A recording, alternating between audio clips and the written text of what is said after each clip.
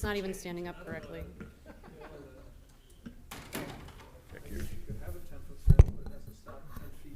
Dave. Hey, we're on. Hello, and welcome to the February 10, 2026 Planning Commission meeting. I need approval of the minutes for the January 13 meeting. So moved. Support. All in favor, say aye. Aye. Aye. Opposed, same sign. None? Communications from the audience, not on items not listed as a public hearing on the agenda. None. New business, election of officers, chair, vice chair, and secretary. I nominate Brooke to stay out chair. Second. Discussion. And discussion. I move we close nominations for chair. Okay, that was fast. We still have to vote. Yes. Do we have to do roll call, or is that not? You can do voice vote, I think that's fine. Sure. Just the All in all favor? together? Yeah. All those in favor say aye. Aye. Opposed? Okay, sounds good. Vice chair. I nominate Nate Bosch as vice chair. Support. All those in favor say aye. Aye. Opposed? None? Secretary. It's a very important job. Wait a Got very second, now quiet. that changed it. I thought Louis. It was. What? I nominate Dave Jennifer? Block as secretary. Wasn't Jennifer it before Owens? Do we dare do that in her absence? No, no. No. I'm not saying that. Oh, I'm willing, sure. Yeah, sure. Okay.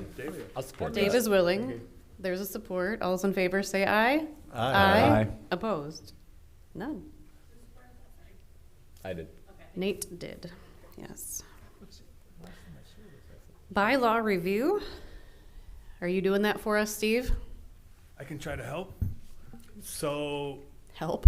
we review our bylaws every February. So I know you have all of the bylaws in there. I wasn't going to go through them all. We certainly can spend as much time as you want. I do like to highlight two particular sections that I think are important.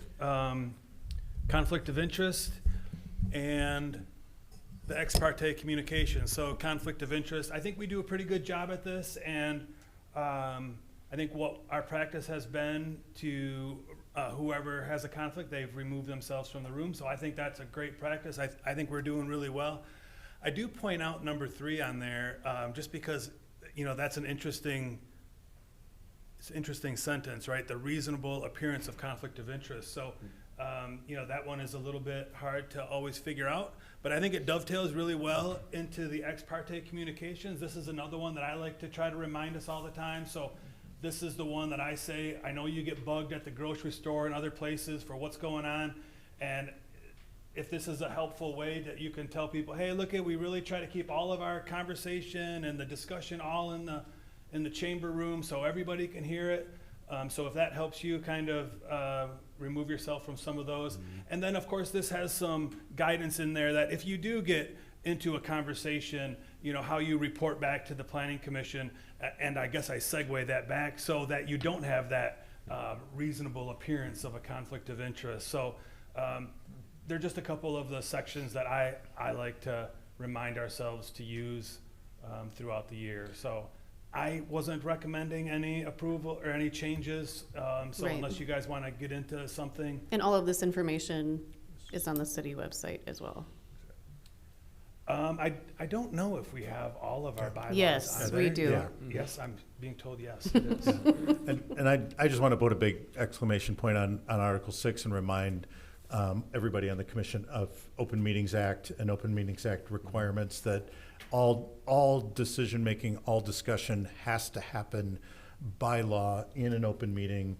And for all boards, committees, and commissions, absolutely 100%. And very, very easy to remind members of the public of that nope, can't have that conversation here. By law, not allowed to do that.